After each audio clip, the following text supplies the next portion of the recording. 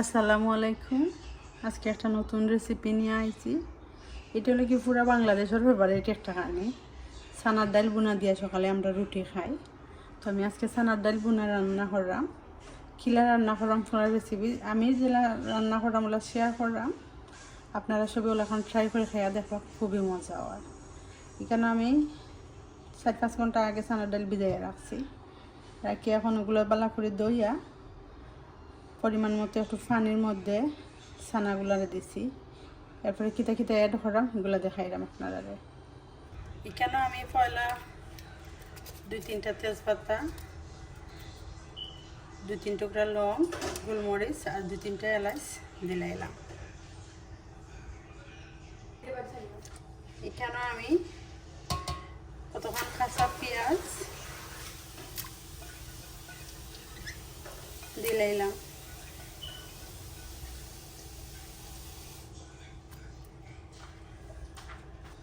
এরপরে এখানে আমি ফাটাইয়া কয়েকটা কাঁচামরিচও দিলাইলাম।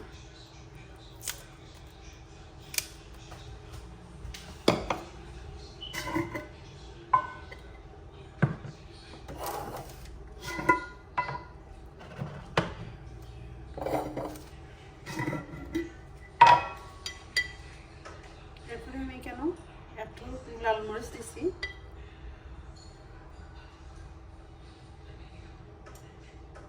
একটু ধনিয়ার গুঁড়া,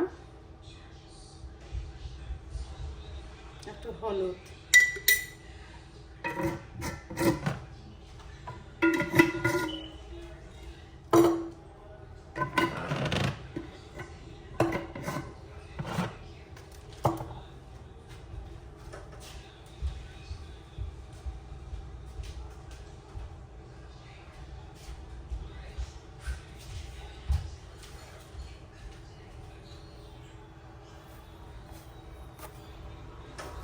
পরিমাণ মতো একটু লবণও দিলাম।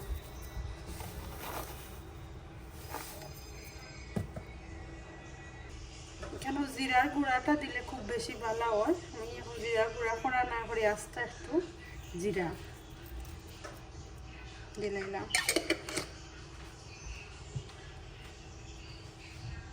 তো এখানে আমি কম করে একটু সয়াবিন তেলও দিলাম।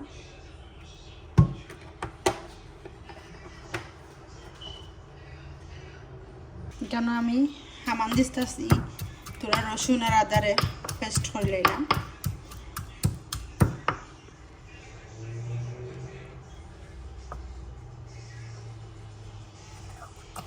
এখন ওগুলোকে অ্যাড করে নিলাম।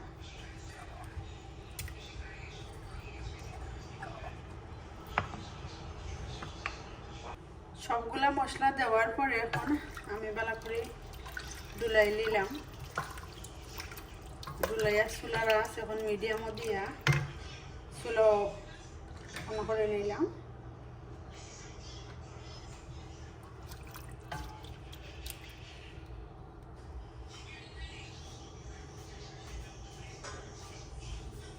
কেন আমি বাগার দিবার লাগে আলাদা করিয়া পেঁয়াজ আর রসুন কাটিয়ে রাখছি। এখন বাগারের ডেক আমি আলাদা করে বুয়াই ওলাইছি।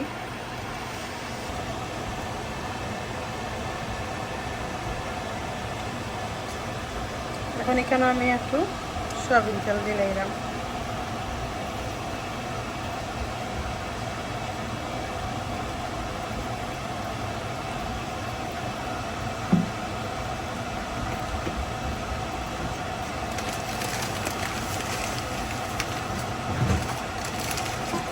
বাগার দিম আমি কয়েকটা আস্তা মরিচ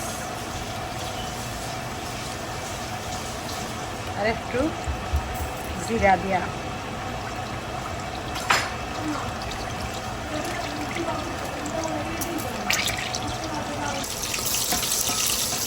এখন আমি একটা সময় মরিচ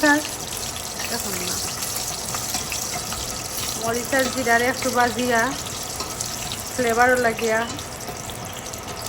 সময় দিলাম।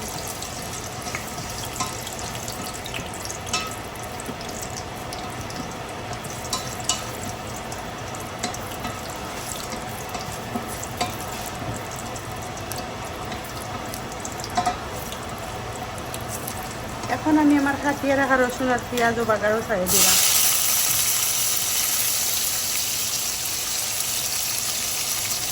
কেন রসুনের পরিমাণ একটু বেশি, কারণ পেঁয়াজ লগে এমনিতে একটু দিচ্ছি, সুন্দর একটা স্মেল হয়।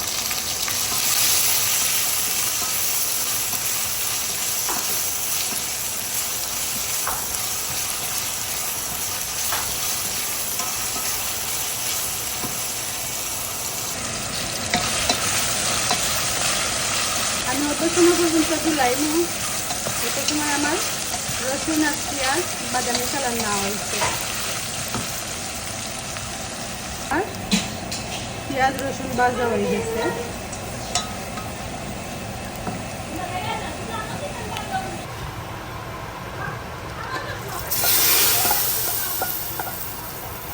তখন আমি এখন মাছের ডাল দিয়েছিলাম, 1 মিনিটের মতো বাগানের গুলাই মধ্যে গিয়ে ওরা ডাইলের মধ্যে গিয়ে বাগান ফ্লেভার যায়।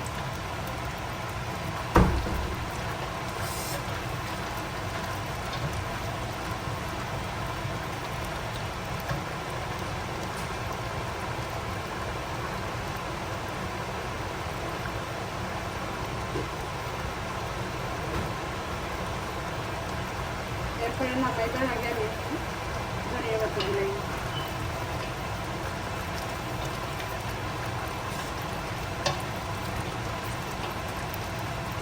এটা হলো গিয়ে আমার রেস্টুরেন্টের রেসিপি। তখন থেকে ওলা করে সবাই বানাইয়া খাইবা, বাজারে গিয়ে আর খাওয়া লাগতো না। ছানার তেল দিয়ে রুটি, এখান দিয়ে রুটি পরোটা সব জিনিস খাওয়া যাইব। ওটা হলো গিয়ে আমার ছানার ডাইলের পারফেক্ট লুক।